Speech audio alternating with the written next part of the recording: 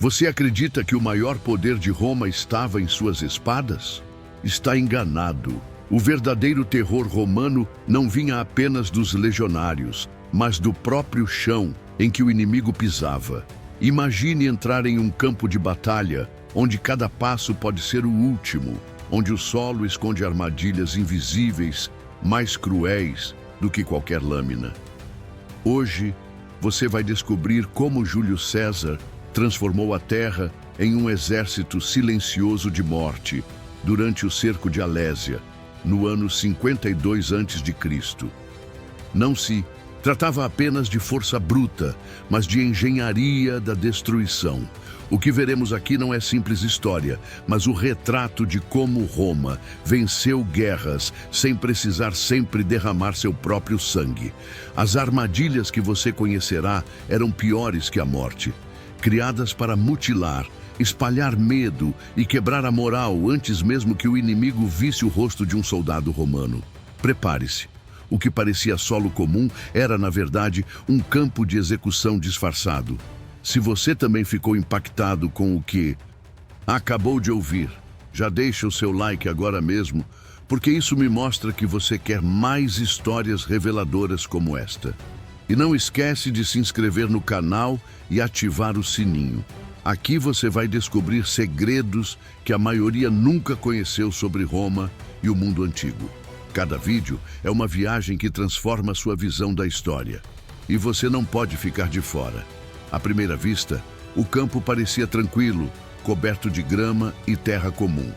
Mas sob essa aparência inofensiva, escondia-se uma das invenções mais cruéis de Roma, as Lília. Pequenos buracos escavados com cerca de 90 centímetros de profundidade, alinhados como se fossem flores, em referência à flor de lis. No fundo de cada um deles, uma estaca de madeira endurecida pelo fogo aguardava em silêncio a vítima que ousasse pisar ali. Para o inimigo, não havia como escapar. O pé ou a perna eram atravessados instantaneamente, prendendo o soldado em desespero, gritos e sangue. E os romanos não paravam nisso. Muitas dessas estacas eram cobertas com fezes humanas ou animais, transformando uma ferida em sentença de morte lenta pela infecção. Era mutilação planejada.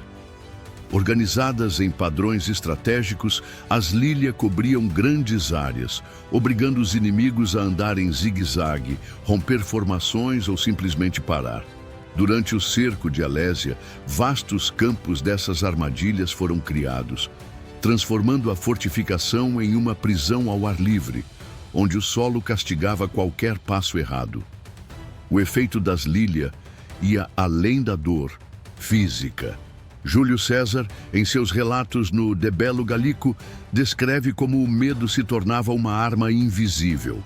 Tropas que antes corriam confiantes começaram a avançar devagar, com os olhos fixos no chão, usando suas lanças como bengalas de cegos.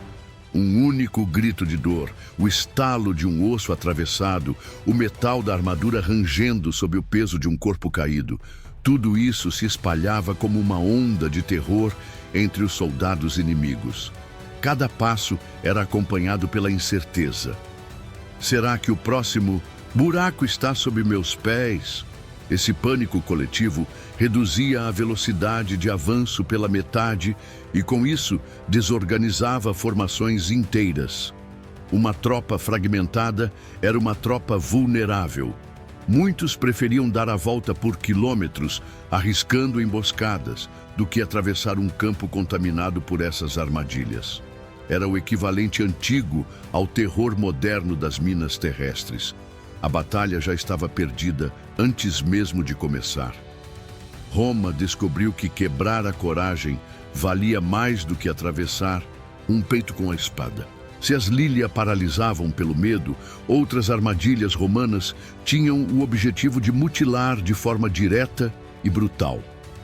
Entre elas estavam os cipi, estacas fincadas no chão em ângulo oblíquo, muitas vezes escondidas sob folhas ou palha. Diferente dos buracos camuflados, essas estacas estavam ali para rasgar pernas, atravessar joelhos e despedaçar os pés de quem corresse. Uma cortina invisível de espinhos que transformava qualquer carga em caos. Frontino, em seu Estrategemata, elogia os Cipi por deterem o inimigo antes mesmo do contato corpo a corpo. Um escudo preso, uma lança quebrada, um cavalo tropeçando, e nesse instante de vulnerabilidade, os legionários atacavam de longe com dardos e flechas.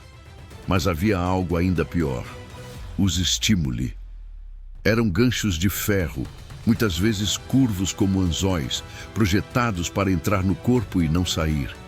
Um soldado ferido por eles não tinha escolha.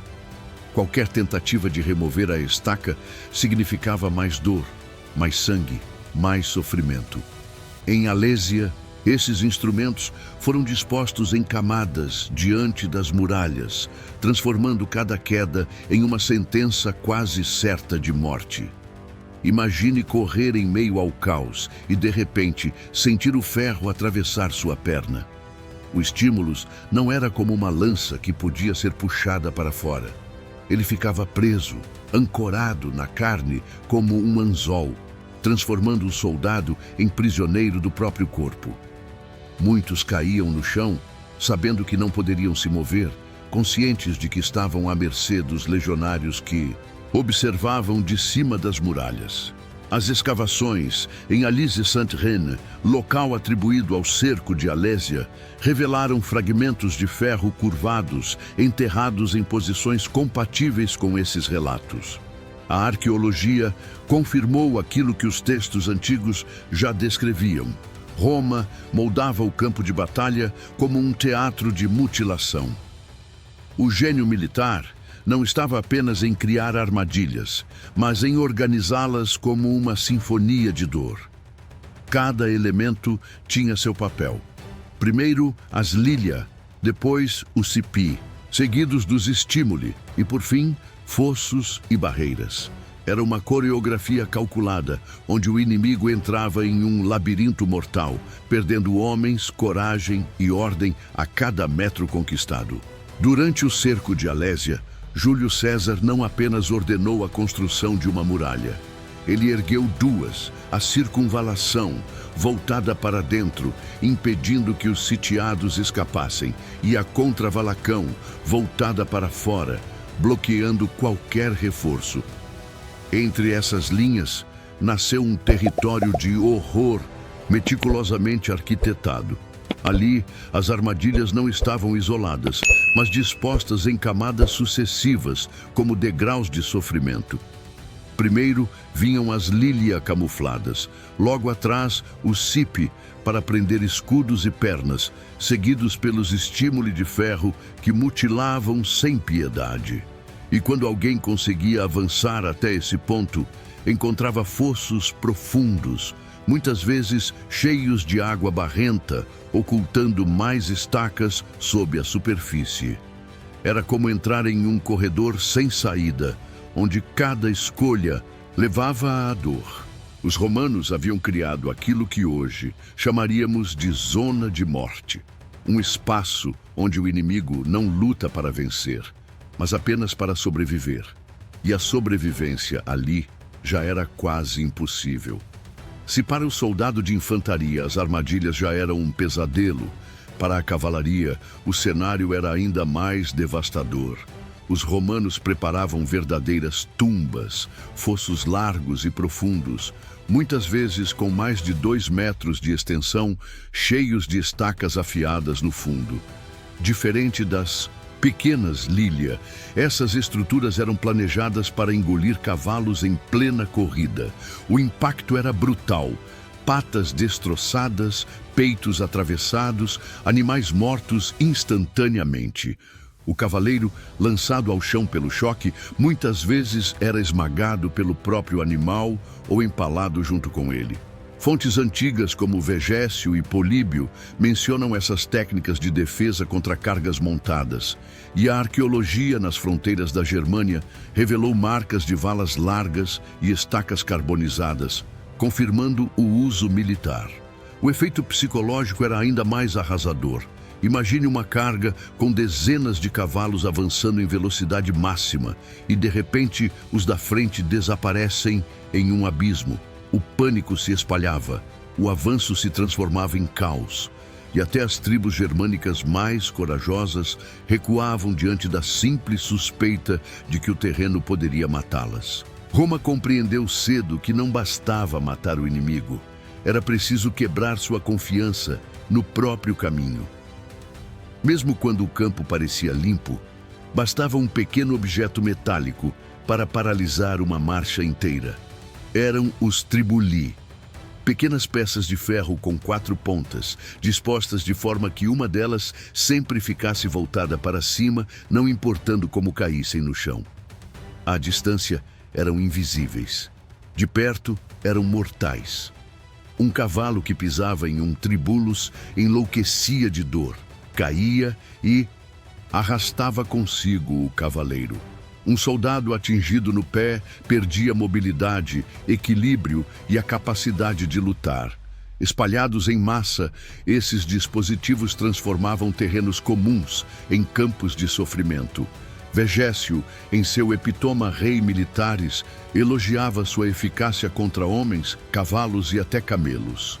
E o mais impressionante, sua simplicidade fez com que atravessassem séculos, sendo usados por exércitos medievais e até em guerras modernas. Um pedaço de ferro do tamanho de uma mão era insuficiente para frear colunas inteiras.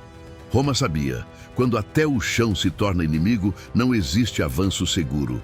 As armadilhas não eram a única forma de Roma dominar o campo de batalha.